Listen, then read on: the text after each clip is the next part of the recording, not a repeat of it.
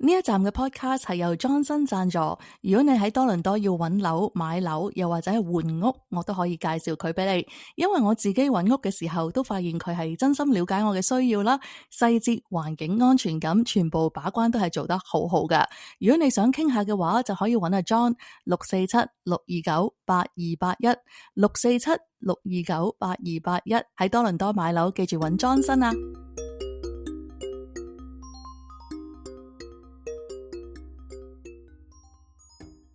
立法會功能組別旅遊界選舉論壇入邊，江文蔚嘅表現係點樣嘅呢？大家好，祝大家身體健康，開開心心，身體平安。巴黎奧運之後，我好認真咁反思乜嘢係真正嘅贏。真正嘅贏唔係自己贏，係要同大家一齊贏，同香港一齊贏。你有乜嘢具體嘅建議去推動銀髮經濟？一講起銀髮經濟，我聽到嘅係銀髮旅遊、醫療旅遊，一定想係到咗80-90歲、100歲都係跑跑跳跳可以去旅行。咁首先香港嘅話，我哋一定要更加注重無障礙嘅設施啦，等我哋可以一齊咁樣由一家大細都一齊去旅行啦。政府又應該點樣去支援業界升級轉型呢？最重要都係想吸引更加多年青人入行。其實可以開旅行社係一個，我覺得對於年青人嚟講係一個好吸引，可以發揮自己創造空間，可以去揾到自己係去追尋自己夢想，追尋自己中意嘅旅遊方面嘅發展。但係目前對於開旅遊旅行社嘅呢個門檻都好高。咁呢個我哋點樣去檢討同埋去反思嗰啲政策，去令更加多年青人或者所有香港人既然我哋都中意旅行啦，咁就投入旅遊業，為旅遊業作得更加多嘅貢獻。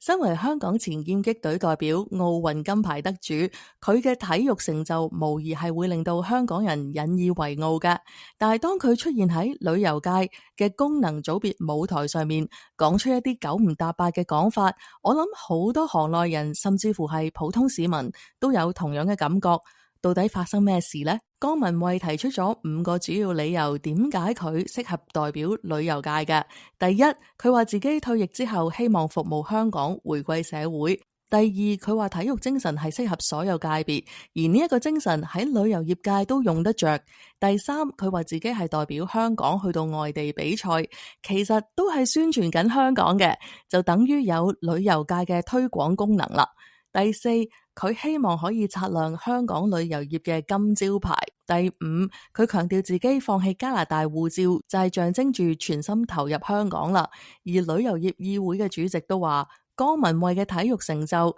就等於旅遊界都可以順理成章有成就咁話噶。其實全世界嘅旅遊業都經歷咗3年嘅停擺、結構性嘅衰退，加上消費模式嘅改變，整個行業唔單止係香港，都係面對住極大嘅挑戰噶。2019年全香港大約有1700間旅行社，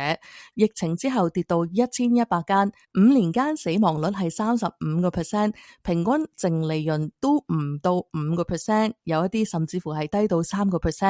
點解江文蔚會覺得應該鼓勵更多年青人入行嘅呢？其實而家 Trip.com、Klook 又或者係 Airbnb 等等嘅平台已經係搶走咗70% 以上嘅旅遊產品同埋酒店預訂。相信江文蔚自己去旅行都會用到呢一啲平台，旅行社嘅功能大幅萎縮，相信唔需要睇資料，應該都會憑感覺都知道有呢一個轉變㗎。根據一啲公開嘅資料顯示，香港而家大概就有78% 嘅入境旅客都係內地旅客，嚟自歐美、東南亞又或者係澳紐嘅旅客啦。距離疫情之前仲係差咗50至到60%。而航空界報告亦都係指出，國泰同埋其他嘅航空公司嗰啲航班，佢哋嘅航運力仍然都係比較2019年係低咗20至到25%。加上酒店房嘅價格好高啦，入住不穩，夜經濟嘅資源投放大，但係效果有限，而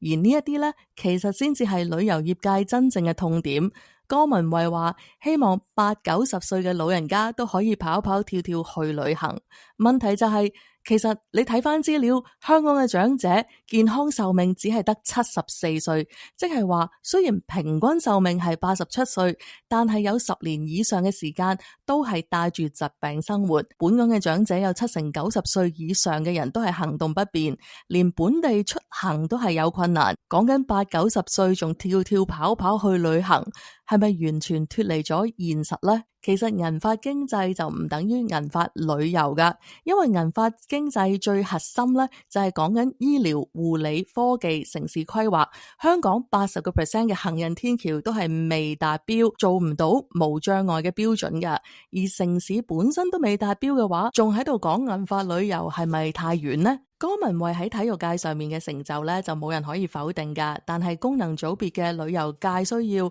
其實係一個明白行業痛點，知道航班嘅供應問題，理解旅行社生態嘅問題，知道國際客點樣去流失，理解到旅客嘅消費下降，亦都要明白 OTA 點樣萎縮市場，